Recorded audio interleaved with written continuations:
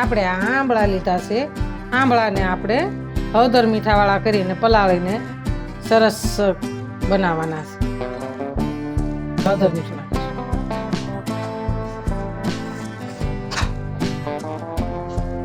હવે આપણે એને સરસ મજાના હલાવી લઈએ. હળદર મીઠાવાળા કરી નાખશું. હળદર મીઠાવાળા થઈ જાય એટલે સરસ મજાના આપણે બાટલીમાં ભરવાના. હળદર મીઠાવાળા થઈ ગયા છે. હવે આપણે બાટલીમાં નાખીશું.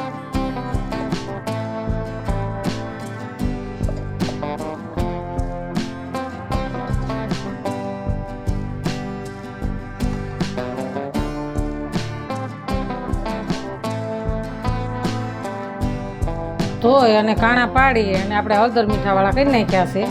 હવે એને આપણે સરસ પાણી નાખીશું. હળદર મીઠાવાળું